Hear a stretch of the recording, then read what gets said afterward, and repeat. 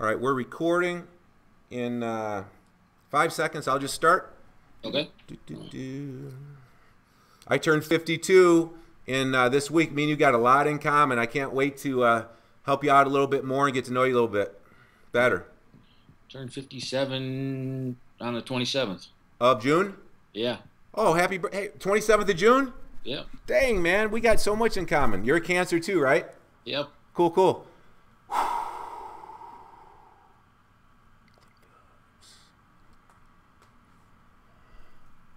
Oh, yeah.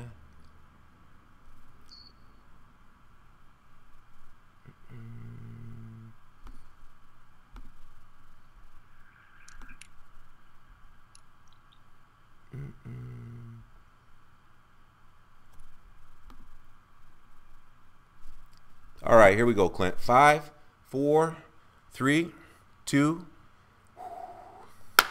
Woo! Hey, everybody, fellow personal trainers, wannabe trainers, welcome to Top Gun Trainers, where I, Darin, search out some of the most successful personal trainers in our industry, those who have created lucrative careers, and we learn from their trials and tribulations. Today, we're so fortunate to have Mr. Clint Phillips from Chicago with us. Welcome, Clint. Thank you so much for your time today, buddy. Thanks. Great to be here, Darin. Awesome. Clint Phillips, his company is fitchicago.com. Me and him have so much in common. He's 55 years young. Our birthdays are in the same month. He's been a personal trainer full-time for over 20 years. He's had as much as $26,000 income in 1 month. He charges over $150 an hour. He's a member of the National Fitness Hall of Fame, a super prestigious institution that recognizes some of the best trainers and fitness gurus in the world. 2 years in a row, he's been elected as America's top 100 trainers by Men's Journal. Clint Phillips, welcome, buddy. Thank you. All right, so let's get right into the tip of the week for trainers. Here's what I'm going to tell trainers or wannabe trainers. If you want to make more money and work less hours and protect yourself, where do you spend your advertising dollars?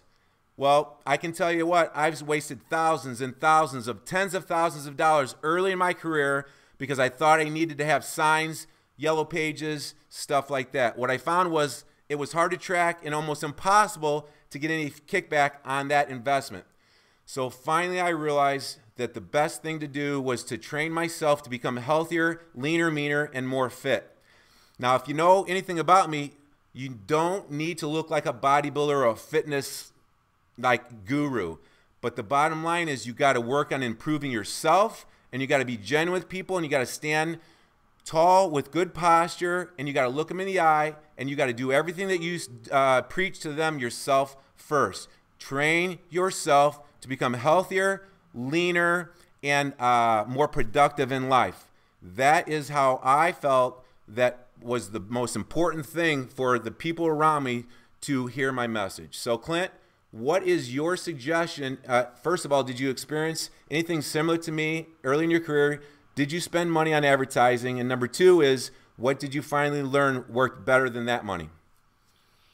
Oh, yeah, Darin. I spent tens of thousands of dollars on advertising, AdWords, people tweaking my website, telling me they were going to get me ranked #1 on Google and whatnot.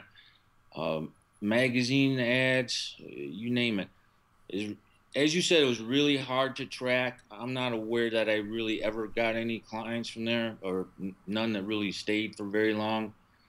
What I found that really works is word of mouth. When you get one client of yours and you do a really great job training that person, they're going to tell all their friends about you. They're going to start handing out your business cards. I've had people even buy sessions for their friends or relatives with me and say, you've got to train with this guy. That's how good he is. And they would pay for it. And so the person would get the first couple sessions paid for by one of my current clients. And then they would sign up and become a client themselves. So yeah, word of mouth is golden. Awesome. I can so relate. I call it create a walking billboard with your clients. And under promise and over deliver on everything, and that's from looking them in the eye for 60 minutes and away from your cell phone and other things. Make them feel top priority. and also getting them in great shape in a short amount of time and making them healthier. Do you give your clients incentive? Do you talk to them about them helping you do that, or does it just happen organically? Do you mention anything to them about that? Well, Darren, every client is a little different, and I think a good personal trainer's got to be a little like a psychologist slash chameleon. You know, someone might need a more rah-rah approach. Someone might need a little more nurturing approach. Someone might need a little more pushy approach.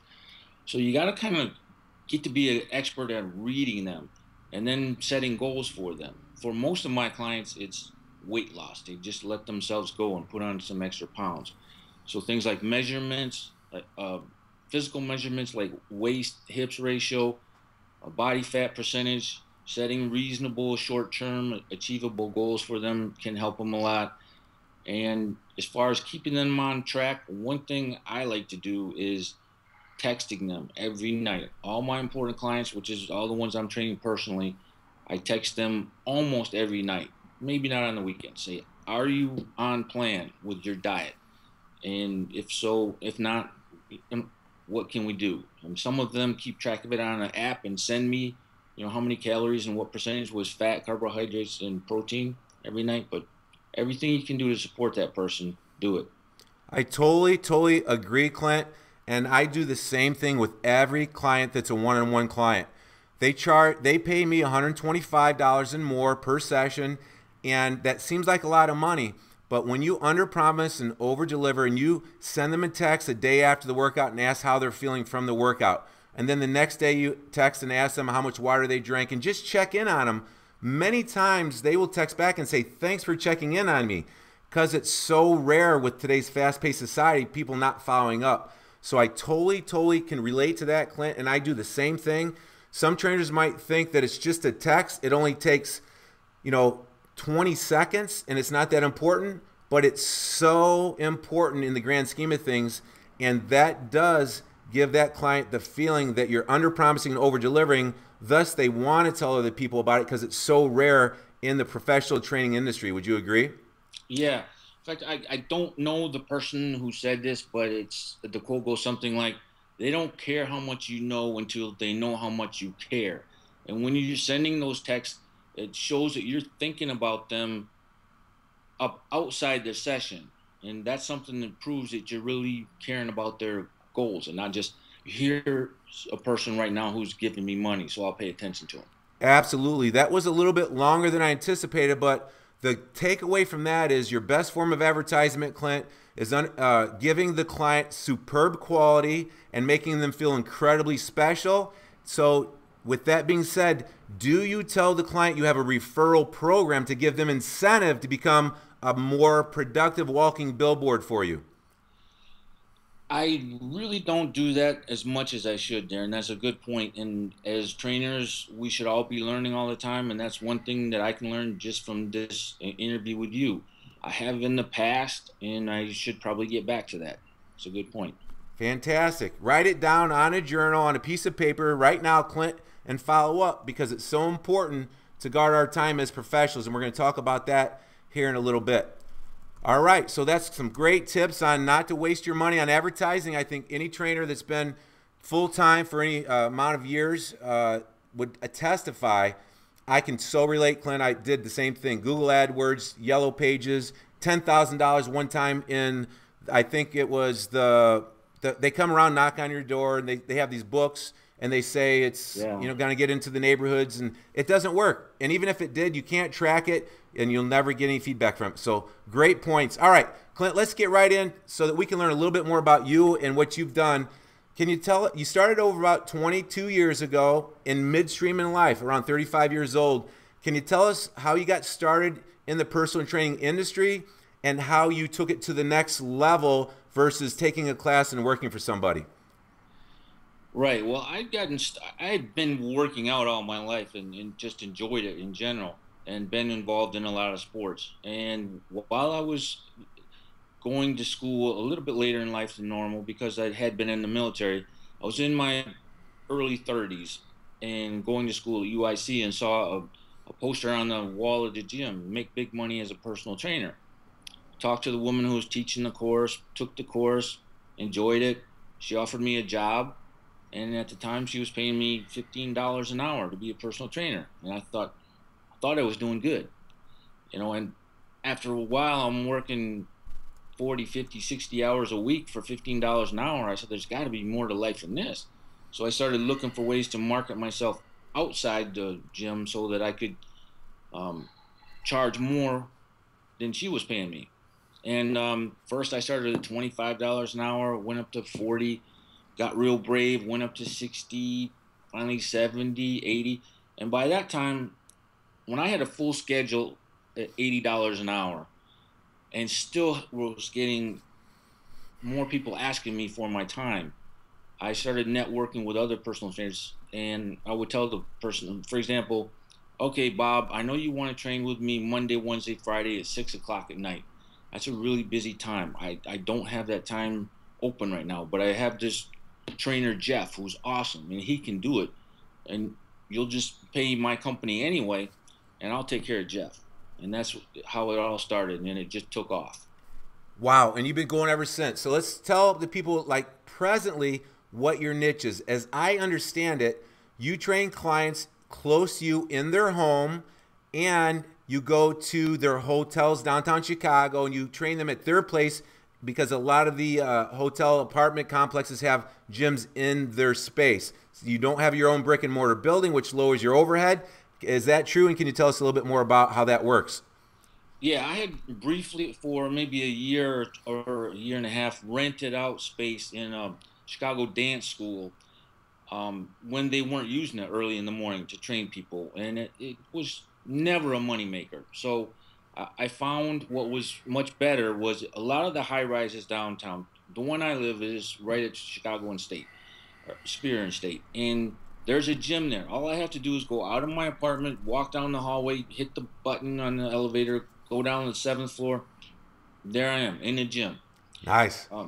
A lot of the buildings close by me, most of the high rises will have enough of a gym. It's not going to be a great Lifetime Fitness or anything like that, but it's enough of a gym where I can train somebody there, and it's free. Well, Clint, that's awesome. What I found out is my private studio right now is about 900 square feet. I train one-on-one in privacy and intimacy with just dumbbells, barbells, bands, just basic equipment and kettlebells. And what I found is it's not the tools that you have, it's the technician.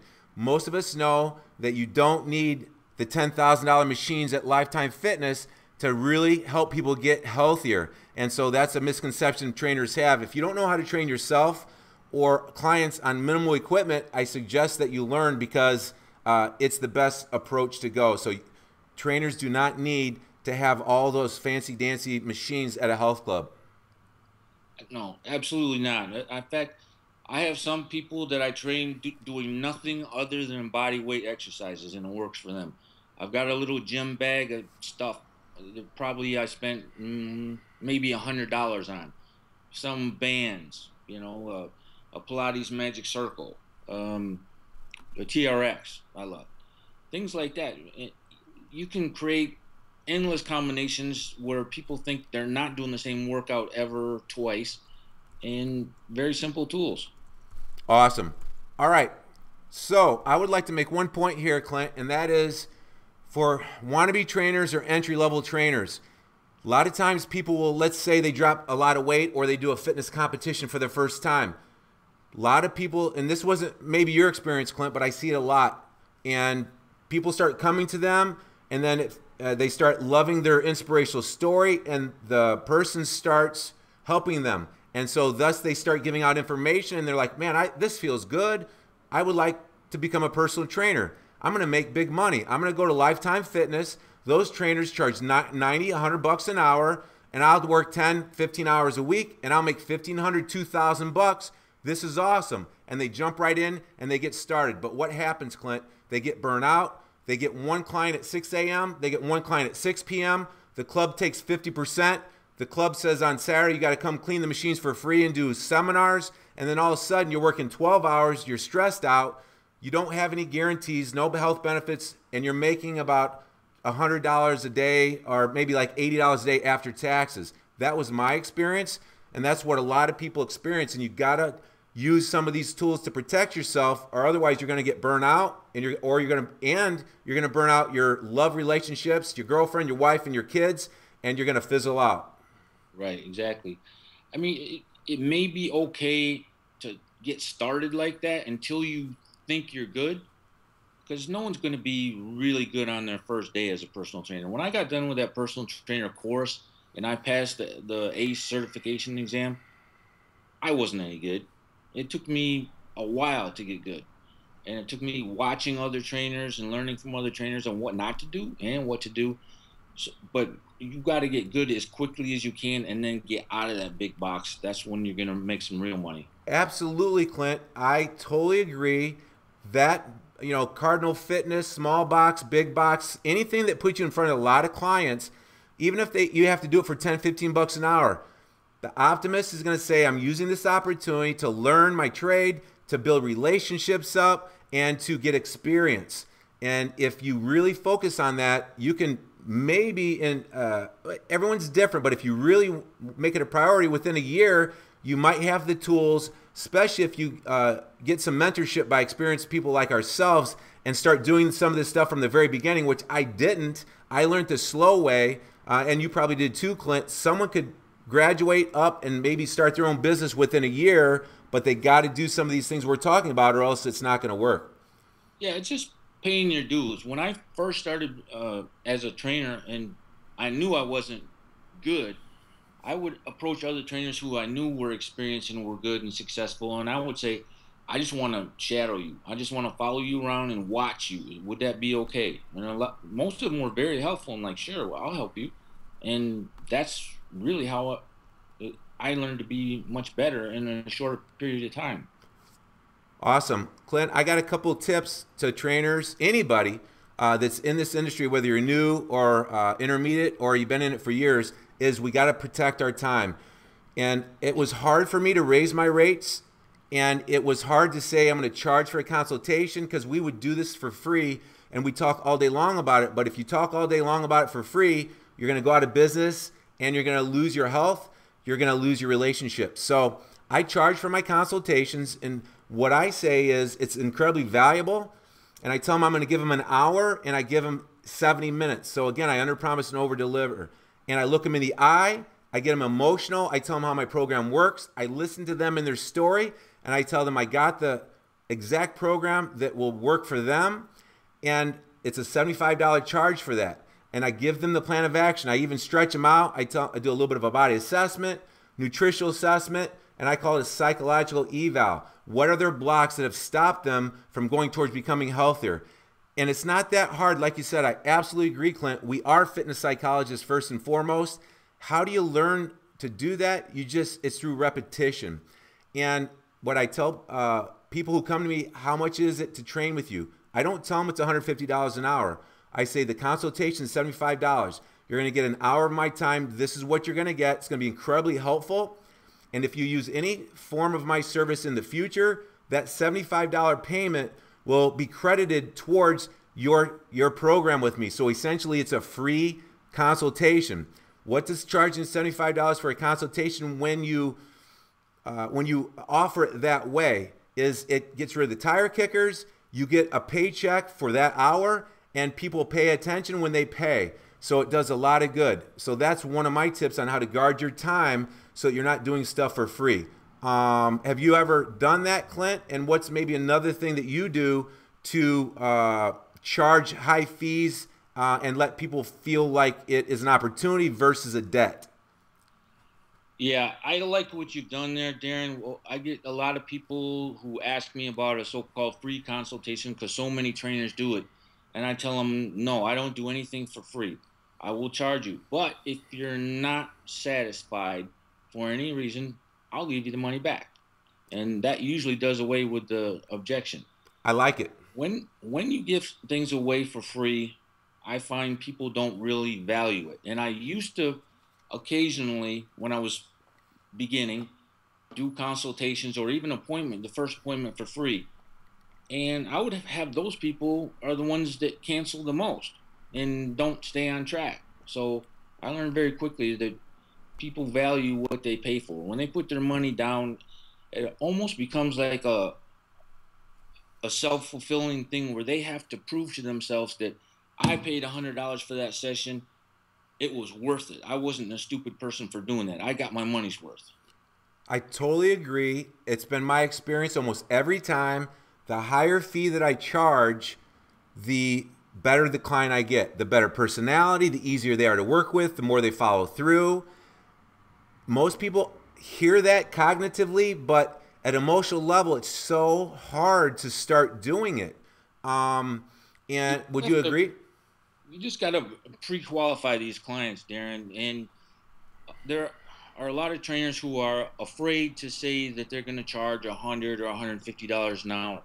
Well, you just have to realize there are so many clients out there that are going to look at the trainer and say, this guy's a $50 an hour trainer. This guy's a $100 an hour trainer. This $100 an hour trainer must be better. So I'm going to hire him. And that's the clients I'm looking for. Absolutely. Me and you are very close. I charge $125 an hour or $150. And some trainers might not believe that. If they live down in the country or in the South, down like Kankakee where I grew up at, trainers are charging $30, $40 an hour. But downtown Chicago is only 45 minutes away. It is absolutely happening with me. I'm 30 minutes south of Chicago in Orland Park. Clint's doing it in downtown Chicago. And what I like to focus on, Clint, is not focus on the bad trainers. There's trainers that are charging more than you and I here in Chicago, most likely. I want to learn who they are. I want to hang around them. I want to see what they're doing. And a lot of times when people are successful, they don't mind helping you because they don't feel competition. Do you know of some trainers that might be charging more per hour than $150 per hour in the Chicagoland area or anywhere? Definitely anywhere. I mean, I know some trainers that just don't even train people anymore. Guys that I've worked with, like Alan Cosgrove out in Santa Clarita, California. But as far as in Chicago, I think there's almost a bell curve where people are willing to pay up to a certain amount. And I really think over $150 an hour or so, the client base gets kind of thin above that. But it's below that, it's almost like going down to the water with a cup. You know, you're not going to empty that out. There's plenty of clients for everyone to go around. Right, right. And I see the direction of my business going in that you're right. It's a bell curve. You know, at $150 an hour, you do have less pool to draw from, but you have less trainers confidently asking for that amount of money.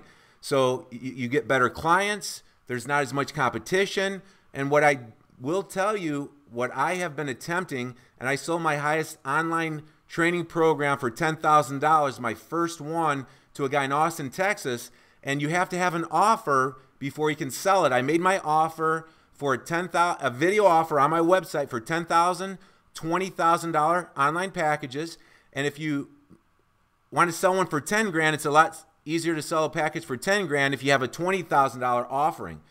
And I also have, believe it or not, I have a $500,000 program, a year program, and $1 million program geared towards millionaires and billionaires. And Clint, do you know how many billionaires live in Chicago? I don't, but there's plenty. Yeah, there's 45 billionaires in Chicago. Do you think that if they needed desperately to lose weight and get healthier, that if a super confident trainer did a consultation and offered a program for $100,000 or $500,000 and made the offer, do you think that that millionaire or billionaire would say yes?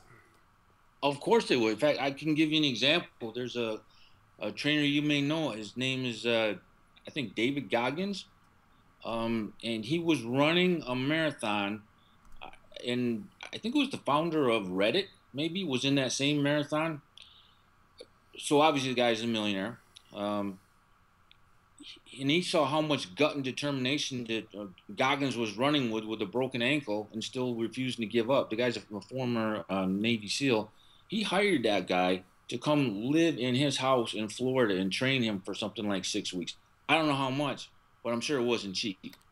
So the takeaway is You can have any kind of package you want. You got to have the confidence to ask for it. You have to have an offer, and you got to protect your time and not give stuff away for free. I want to back up before we leave this topic, Clint. You said something that really made my ears perk up, and that was pre-qualifying clients. Can you give us a little bit, obviously when we try to train people, it's always best to explain your systems to a third grade level so we can understand, because this might be a little confusing for even myself, but what does that mean, and how do you pre-qualify clients? I start by asking a lot of questions. First of all, I want to know, where do they want to train, what time of day, how many days a week, things like that, to let me know how close they are, how much of my time they might want, or how much I might want to have them work with one of my sub-trainers instead. And then we start talking about how tall, how much do they weigh, what are their goals, any injuries, medical issues. And then it kind of helps me steer them. And if I know from this conversation that it's not going to be a good match for me, I'll say, okay, I've got all your information. I have 2 or 3 great trainers in mind for you. I'm going to call them and see which one of them is available, and I'll have them call to set up the appointment with you. If they're pre-qualified for me, I'll try to sign them up on the spot. Awesome. That is great information. All right. Next way I found that works really well to guard your own time as a personal trainer is selling sessions in packages. I do not sell single sessions anymore. I only sell 12-week programs, training with me once a week, twice a week, or 3 times a week. They can bump up or down to 1 time a week or up to 3 times a week, but I will not train anybody unless they sign a contract for 12 weeks at a time. And you guard yourself when they sign that contract and say that they get, this is what I do, 14 weeks. I ask them if they're going to be gone on any vacations, because everyone has a little hitch and says, well, I'm going to be gone at this time and I'm going to travel. Almost all my clients own businesses and travel. They're very busy. So I want to take that little scary thing away and say, I'm never going to charge you for that week. Just let me know ahead of time. You ask them. And then after you find out if they have a week or 2 of vacation time where they're going to be gone, I will say, I'm going to give you 14 weeks to get 12 weeks of training in. You got to give me 24-hour advance notice. If you don't do that, I'm going to charge you for a session, and you got to get these sessions in 14 weeks. And so you guard yourself, and that's how I do it with a contract for 12 weeks. What's something that you've done in that area, Clint, or haven't done, or what? Just give me some thoughts on that. Yeah, if trainers are struggling to ask for a session, certain amount of sessions, just front load it.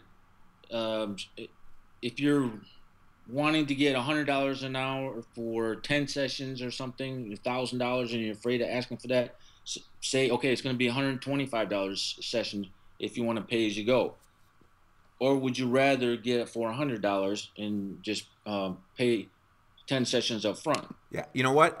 I did forget, that makes a great point to me, Clint, is with that being said, because $150 an hour, twice a week, it's $1,000, that's $3,000 for 12 weeks. But I will give them a monthly payment options on that. So the contracts for 12 weeks, they get 14 weeks to get the 12 weeks of training in, or else they lose it unless they have a medical emergency or proof that they can't train. But I'll give them monthly payment options so it fits into their budget as well. So that's how I sort of give them the best of both worlds there. Yeah. I usually demand at least 24 hours notice. Now, if their mother died or something like that, I'm not going to be a jerk about it. I'm going to let that one go. But what you're looking for is patterns, people who do this a lot or who always get sick the night before. Those people, I'm going to either charge them or they're going to weed themselves out, because I'm not dealing with that on an ongoing basis. Absolutely. I'm a nice guy, but I get very firm in a loving way in the very beginning. I communicate to them about this, and I give them a little simple contract with these 4 things that we just talked about guarding your time. And I tell them up front, this is the way it is. And then if, I'm very relatively soft and understanding. If they don't show up and don't give me 24-hour notice once, I'll let them pass on that when it happens, but not a second time. But my point is that what works well for me is in the beginning, in a loving way, you set the parameters so they know. And you will be so surprised. What I found, Clint, is when you communicate in a loving way, up front, firmly, people fall in line with your expectations. And that's not just this training industry, but that's life in general. Right. You want to get them to the mindset that they're not just thinking session by how many sessions. That this is a lifestyle that you're buying into right now. So you want to try to get them at least on monthly, so much per month. And if they talk about, well, I'm going to be gone for a week, I mean, you might do something like you do, like let them not pay for that week. But examples I've heard from other great trainers are, what about your apartment or your condo? You're going on vacation. Do you still have to pay for that? What about your car? You're not going to be using it for 2 weeks. Do you still have to pay for that? Of course you do. So why not this too? 100%. All right, Clint. So your niche, your income, you've made up to $26,000 in 1 month training clients and having trainers underneath you, handing them clients that you don't want to train. Let's talk about the entry-level trainer, maybe not entry-level, but the trainer that's been out at Cardinal Fitness or LA Fitness for a year. They're working hard. They're doing some of the stuff we're talking about, and now it's time for them to try to leave to make real money, because most trainers are going to be in that $20,000 to $50,000 range. At Lifetime Fitness, I made $90,000 or $100,000, but I was the top trainer in the company, in the world from 2001 to 2005, and I was grinding hard 6 days a week. I was beating on my chest because I won the top trainer in the world for them, and I said, no, I'm not going to burn out, but guess what? I did. Have a little challenge with your marriage, have a little challenge with your kids or your health. All of a sudden, you're not Superman anymore. So I found out that I needed to start my own business. And so I evolved away from Lifetime Fitness, but it wasn't easy. So what's 2 or 3 tips you would give the trainer that wants to leave their foundation and their security to start their own business? Yeah, it's tough. That's probably the toughest part of this business. And I'm going to almost hate to say this, but developing all those relationships with your current clients and just tell them, I'm not training here anymore. And I'm going to be out here in the world training people, and they can follow you or not. Now, some places are going to have you tied in with a non-solicitation clause, which might hinder you a little bit, but you just have to cut that tie, and you have to work all that much harder over and again until you finally build yourself up. And going back to what you were talking about, burning out and training so many clients, I've found that for me, and a lot of trainers I talk to, if you're training more than 35 or so hours a week, you're probably not doing a great job, because you are, whether you know it or not, you're getting burnout. And you will be a better trainer if you train a little bit fewer hours and put more attention into planning and following up with all those appointments, rather than just trying to do every possible appointment you can. Absolutely, because what happens often is the trainer at time is they're not sleeping as much. They're doing so much for the clients, they stop training themselves. They become less of a role model, and all of a sudden they just start to wither down, look older, feel tired. And what started out making $100 an hour so exciting to be a full-time trainer gets to be super laborsome and a big stress, and just as bad as digging ditches in some instances. You made a great point, leaving a club. I experienced this at Lifetime Fitness, and trust me, they weren't happy when I left, because I was making them $100,000 a year because they took 50%. I was making $100,000. But what I did have a non-disclosure sign, but they didn't pursue it. They just usually can't. It's usually a scare tactic. So don't let that scare you. And all I did was, in a very genuine way, I didn't put a lot of pressure on my clients. I said, it's time for me to grow into my own business. I loved working here. I love training you here. This is where I'm going to be. I would love to see you down the road sometime.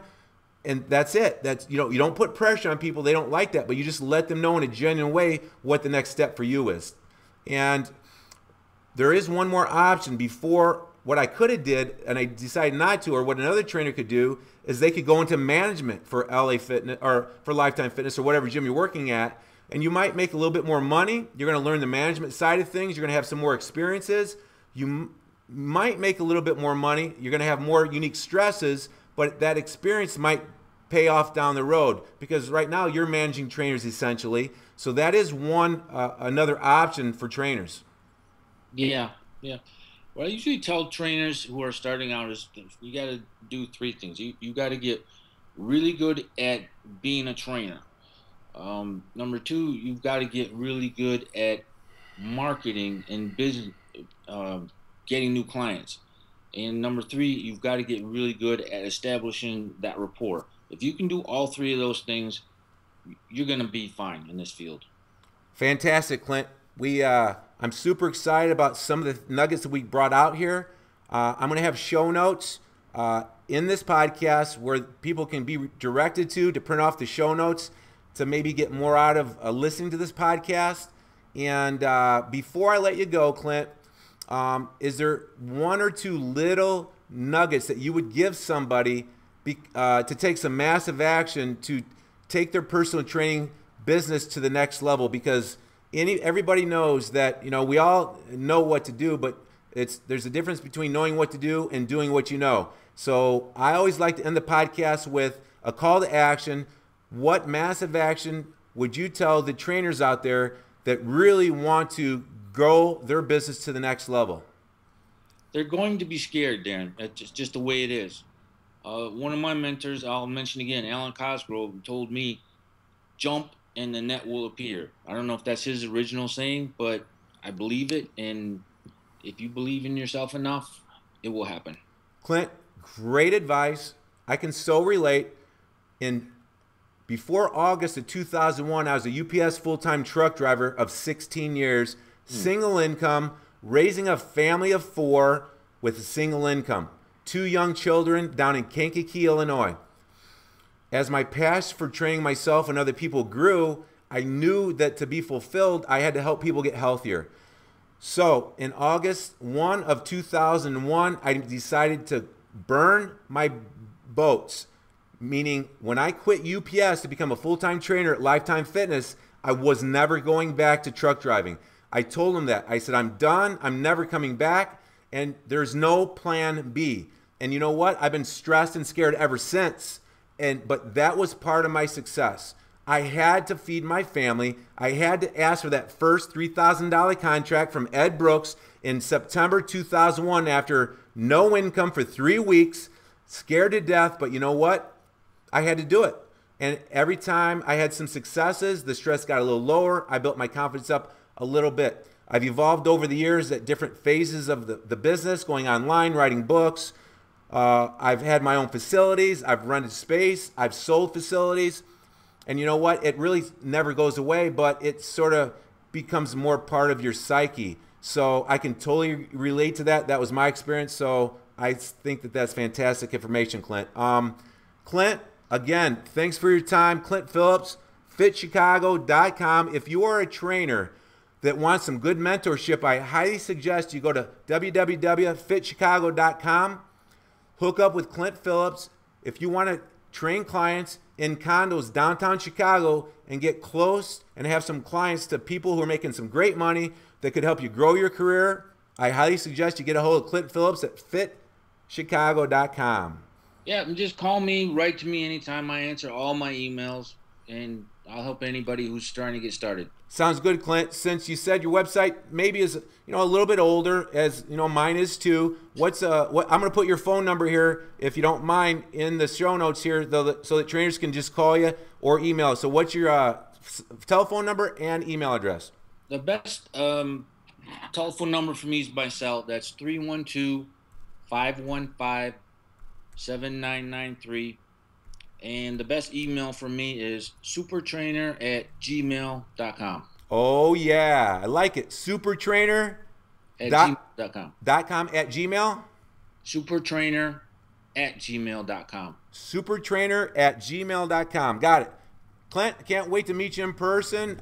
If we met once, it was like at the Fitness Hall of Fame, and I didn't really know you, but I'm going to go downtown. I'm going to train a session with you. I'd love to invite you down here to my transformation station, get to know each other a little bit better, and see if we can help trainers grow their career with working better together, buddy. Thanks again. Sounds great. Thanks, Darin. Everyone have a great day. Everybody listening to this podcast has the ability to make the rest of their life the best of their life. Hit us up anytime, anywhere. We're better together. Let's go next level, baby. All right.